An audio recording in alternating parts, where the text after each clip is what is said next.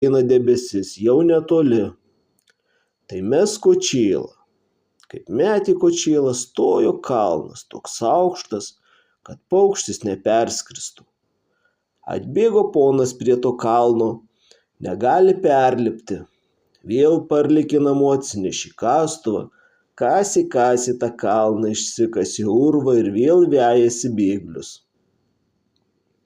Kumelė klausė, ar nieko nematyti. Jau atūžė debesis su vėju, su griausmu. Mesk rankšluostį, tik palaikyk išilgai, tik pataikyk išilgai. Kaip metė rankšluostį, stojo jūros neužmatomos. Atbėgo ponas iki tų jūrų, nėr ką jam daryti.